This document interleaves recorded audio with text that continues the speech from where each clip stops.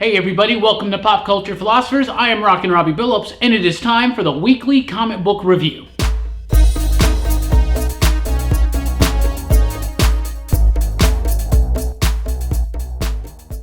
That's right everybody, Weekly Comic Book Review is the show where I read a lot of comics and I'll let you know what I thought about them, and we always start with the pick of the week, and this week's pick of the week comes from Marvel Comics, and it is Generation X #1. I know, I'm in shock as well. I was really not looking that forward to this book at all. You know, Marvel's been doing the resurrection thing. They've been trying to reinvigorate the X-Men franchise, and they've been doing a decent job. X-Men Blue's pretty solid. Weapon X is fun. XMen Gold, we'll get back to that a little bit later. But Generation X was so low on my radar. Now, I am a huge fan of Jubilee and Quentin Quire. Both of those characters being in this book really helped seal the deal with me. But this book was incredibly written. It was very fun. It has the feel of, say, the school aspect, the class, you know, the kids in class aspect of the Grant Morrison run. It's got the tone and the vibe of the Jason Aaron Wolverine in the X-Men run. If you've ever read that, that was some really good stuff. That's exactly what this feels like. It is amazing. I was super, super pleased. Christina Strain is the writer. Amazing. Amilcar Pina is the artist.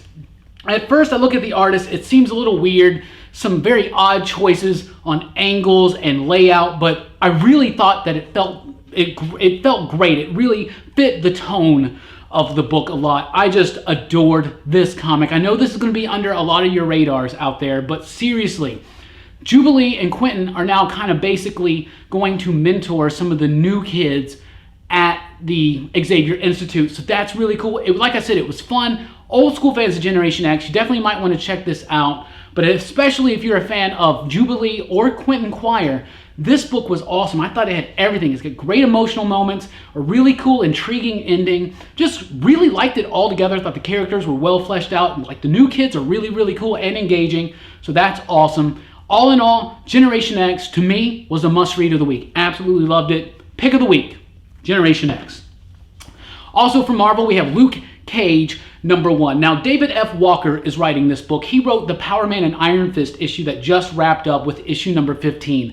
I loved that run. I was very sad to see it go. However, I am excited to see Walker take on Luke Cage in a solo book, and it did not disappoint. I really liked it. The artwork is by Nelson Blake II. The artwork is capable. It's great. There's nothing wrong with it. It's good. It's not like the best stuff in the world, but it is in no way any kind of bad. It's great artwork, a really good solid story that gets a little bit into the origin of Luke Cage, who he is. It's got a lot of emotion here, a lot of drama, and it's got a lot of fun action as well, and cool fun moments, including the opening. But Luke Cage was a really cool book. I highly recommend that you check it out. Whether or not you're an old school fan or if you just like the TV show and you want more of this character, Luke Cage from Marvel is actually very, very solid. Kudos out to the creative team. That was a really cool book as well. Secret Empire #2 also came from Marvel this week. There's going to be 3 issues of Secret Empire in May, and it's like a 10-issue series now. They added another issue. It's going to wrap up in August, but this is Marvel's big event in the summer. It's the culmination of the whole Hydra Cap storyline, and so far, I'm really liking it. The Zero issue I thought was awesome. The Free Comic Book Day I thought was amazing. Issue 1 was all right. I thought it was a little jarring how they skipped ahead so much. But after what happened in issue 1, I don't really want to spoil too much, but issue 2 was really good. It blew #1 out of the park. I really like this. You got Nick Spencer doing the scripting. It's a very well-written comic. Like, Nick Spencer is a hell of a writer. Like, no lie. I have finally caught up on Sam Wilson Captain America. I'm like 5 issues away from being caught up on Steve Rogers Captain America. I'm loving what Nick Spencer's doing with these books, and it's got me pumped for Secret Empire for sure. It's incredibly well written. Andrea Sorrentino does the majority of the artwork in here, and it is amazing. Iron Fist does look a little weird. I'll give you that, Eric. It does. Iron Fist looks a little weird, but the layouts are amazing. They're brilliant. They're cool. Exactly what you expect from Sorrentino. Ever since I first saw his work in I, Vampire, then into Green Arrow, and then, of course, onto Old Man Logan. Great stuff. Really cool moments in here. The Darkest Days, and that's what they're doing. This is about heroes trying to figure out how to be heroes again once the ultimate evil has won. It's really, really cool. I like this issue a whole lot. It's got one of those endings where we're like, what? Huh? And I can't wait to really figure out more about that and just talk with people like, what do you think is going on with the ending of this book? Because it's pretty crazy. I don't know. I'm liking Secret Empire. I know a lot of people aren't. reports out there of people burning books, you know, in protest of fascism. They're burning comic books. That's ironic. Anyway, let's move on. You don't mess with the X-Men. That's an inside joke between me and my buddy Brooks. You may have heard me say it before. But if you remember the X-Men cartoon from the 90s, that was a Gambit line. Don't mess with the X-Men. So Gambit returns. He makes his triumphant return in X-Men Gold number 4. I have recently decided that I am going to become a Gambit fan. Let me try out being a Gambit fan for a while and see what happens. So I was very excited to read this issue and see what happens, and it's okay. X-Men Gold is not the best book. Now, we got Silva on the artwork now. Yeah, RB Silva is now on the artwork. So the artwork is a little bit better, but it's still not perfect. It still is a little sloppy, a little inconsistent. I just don't think Mark Guggenheim is the writer for this. I really don't. I think we need a new writer. I know it's 4 issues in, but this is trying to be Claremont X-Men. And I'm not saying bring Claremont back or anything like that, but we need a different writer. I just don't think Guggenheim has it in him I don't think he has enough power as a writer to really be able to relaunch and revitalize the X-Men in the way that they're wanting it to be. This is supposed to be the flagship book, and X-Men Blue is blowing it out of the water, in my opinion. So it's all right. The Gambit stuff is kind of cool. There's some neat stuff with like nanotechnology and Sentinels and all that stuff, but overall, didn't really do much for me. This book has not been doing much for me. I'm very surprised I like X-Men Blue over this. This is the one with the more familiar characters. We got Nightcrawler, we got Colossus and Storm. Come on, right? But this book's not doing it for me, and the artwork has not been the best. It's been kind of inconsistent, but the writing is just not powerful enough for me with X-Men Gold, but we shall see. Another thing, though, that's really wearing thin on me is this Royals book. Royals number 1, I really, really liked. It felt like an Inhumans book for the first time since, like, I don't know, the Paul Jenkins, Jay Lee days. It felt really cool. Issue 2 felt really wonky and forced and kind of dumb. And issue 3 is a lot better than issue 2, but it's not as good as issue 1. They explain a lot about the Maximus thing, how Maximus has taken Black Bolt's position here.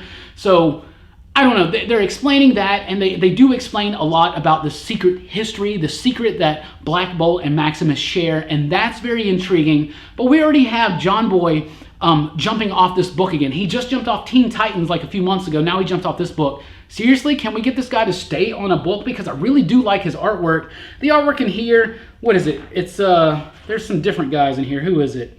Yeah, it's Tony Silas and Will Robson. Parts of it are good. I mean, the artwork is not bad in this book. It's pretty cool. John Boy isn't Myers. I really like his work. I'd like to see him actually stick on a project. I mean, to be honest with you. But Royals is okay. Issue 3 was better than 2, but not near what was promised after issue 1. Issue 1 I thought was a really good, strong debut, and it felt like it's getting a little weak right now. I'm going to keep up with this book for a little bit longer. Let's see what happens. But so far, with the whole resurrection thing, X-Men are definitely winning over the Inhumans. Right now, I didn't like Secret Warriors. Royals I'm not really feeling, but I am liking Black Bolt. At least 1 issue in, I think Ahmed and Ward's Black Bolt is amazing. At least 1 issue in, so let's see where that goes. Nick Fury number 2 came from Marvel. I really thought issue 1 was a really cool, fun spy story with amazing, brilliant, exhilarating artwork, and I feel the same way about issue 2. There's nothing about the story in here that's going to change your life. Nothing's going to blow you away story-wise. It's the artwork that's going to get you in here. Not saying that the story is bad. James Robinson has a really tight, concise, very capable script, but ACO on the artwork is amazing. This stuff is brilliant. It's really cool. It's a big love letter to Jim Steranko's Nick Fury stuff from back in the 60s. This book has been fun, so if you're looking for a fun, light, actiony, cool spy, espionage type stuff with really cool, mind-blowing artwork, Nick Fury is a book made just for you. I definitely recommend that you check it out. Nick Fury number 2 was really, really solid from Marvel. The Mighty Thor number 19, this wraps up the Shi'ar Asgard War, which may be the best story arc they have done in Jason Aaron's Thor yet. And yes, I know that the God Butcher story is a thing. I have adored this book, and I have just amazingly loved this Asgard Shi'ar War. I thought it was great. I love what Jason Aaron, the writer, is trying to speak with this story. I love it. All the Phoenix stuff, we were talking about how there's a Phoenix now in Jean Grey and in Thanos and in Thor. The Phoenix stuff starts becoming a little bit more clear exactly how it's planned out in continuity-wise. I don't know what's up with Thane and his Phoenix Force. We shall see what happens in the book Thanos. But this kind of leads in a little bit to the Jean Grey stuff that's going on right now. But this book was a fantastic finale for the Asgard Shi'ar War. Big stuff coming in the future in Thor. We got the all-new Ultimate Thor debuting again next issue. I think they say they're going to reveal who it is in issue 20, so that's really cool. Eager to know. Let me know down below, who do you think the all-new Ultimate Thor is? My vote, Thunderstrike or Future Thor. That's for my vote, but I think it might be Thunderstrike because I think that would be cool, and everything that's old from the 90s is new again now and really cool and nostalgic, right? So, but this book is amazing. Quentin Quire fans, pay attention to this book. It's a big deal. Quentin Quire fans, pay attention to this book. It's a big deal. Anyway, Mighty Thor by Jason Aaron and Aaron Dodderman has been amazing. You should definitely check that book out if you haven't. Invincible Iron Man #7. I love the character of Riri Williams. I think that Bendis has kind of watered himself down as a writer over the last 10 years or so, but I do like his Iron Man work. This book is starting to wear a little bit thin. It almost feels directionless. It almost feels like we're just waiting for Tony to come back. But I do like AI Tony. I like the character of Riri. I like what they're doing with it. And this book was actually pretty solid and had some really fun, cool stuff. But the book is not really just doing much for me. I feel like it should be a bigger book. I don't know. I'm not hating on Invincible Iron Man. Like I said, I love the character.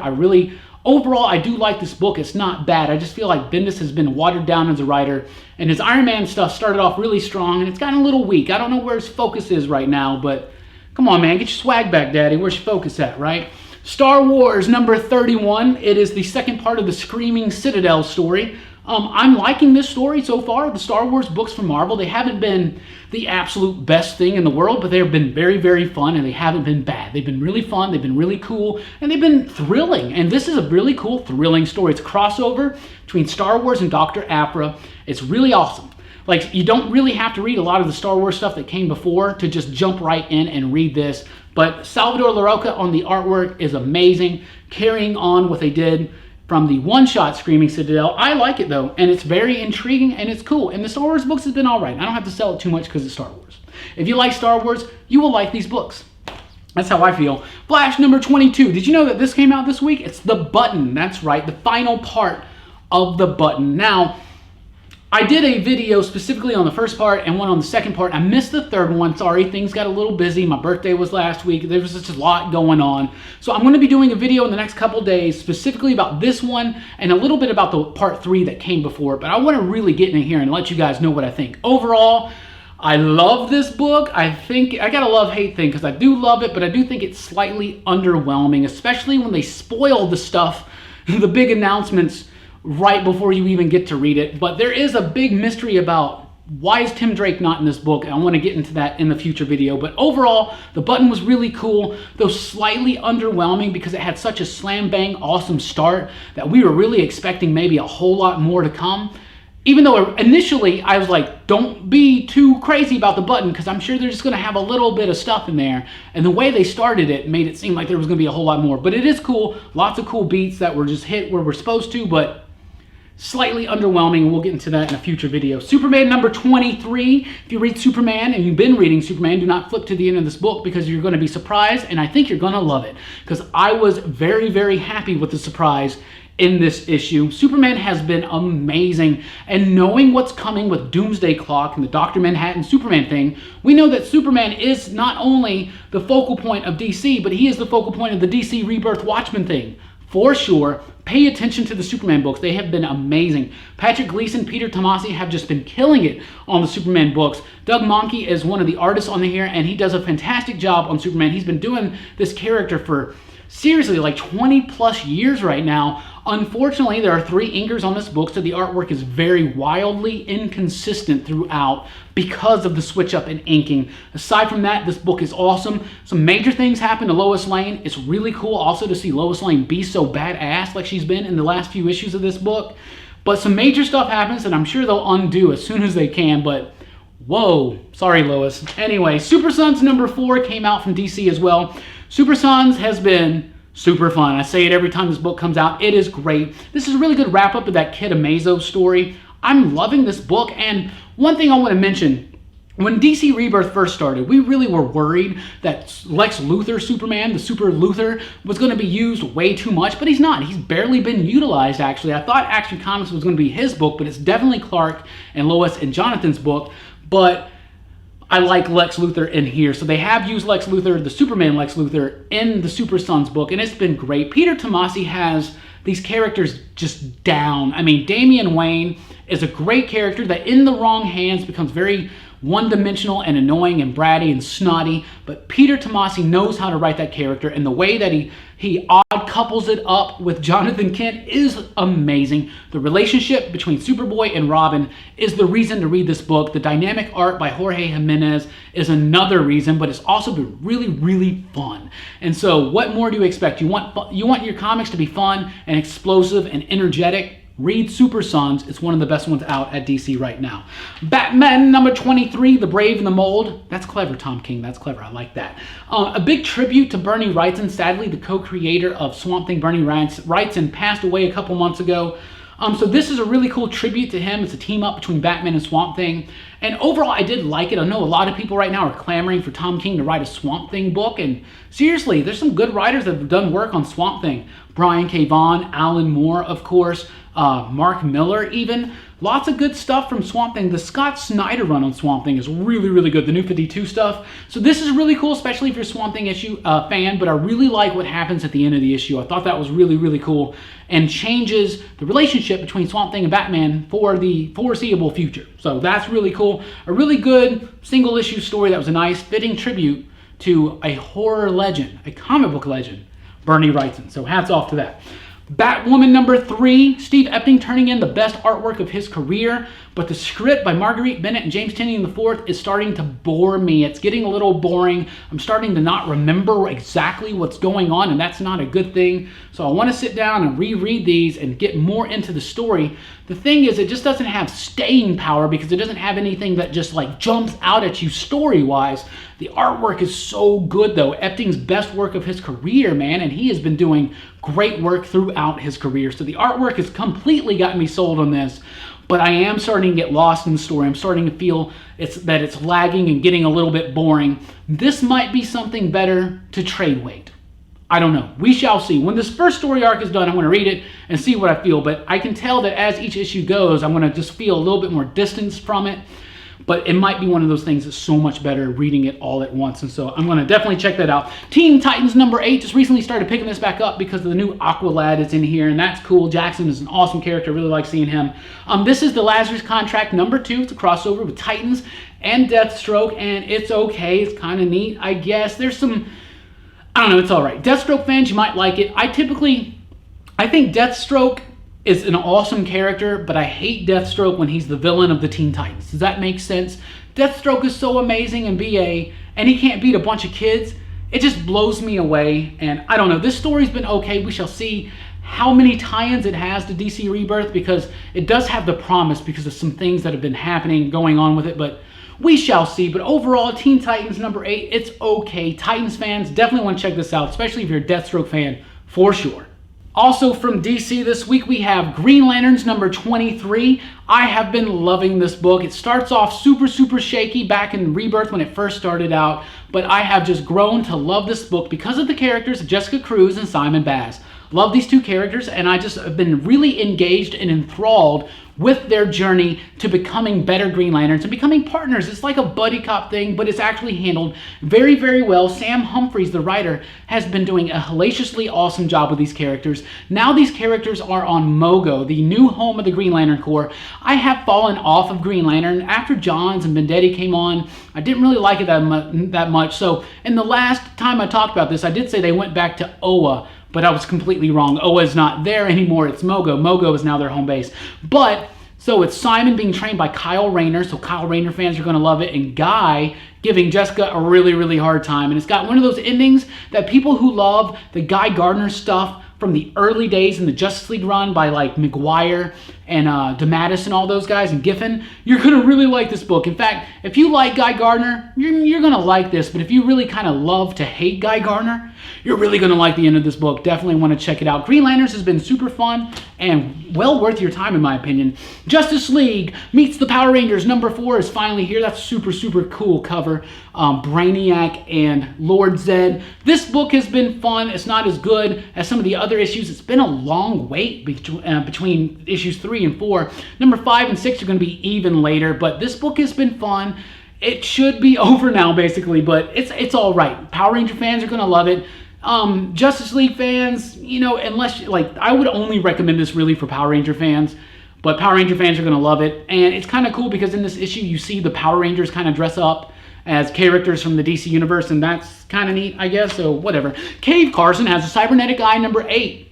Cave Carson is one of those books that I just absolutely adored at first, and then I got really lost and confused in the story, and so I really need to go back and reread up to this point because I do feel a little lost, but the book is still psychedelic, cool, colorful, wild, and zany and pulpy, and I do like that one. Michael Avon Oeming's artwork is just superb throughout this. The story is, because it's so zany and just out there, that at times I'm like, wait, what's going on? I felt lost. I felt confused about where the story last left off, so I definitely need to reread some stuff and catch back up because Cave Carson's not hitting him.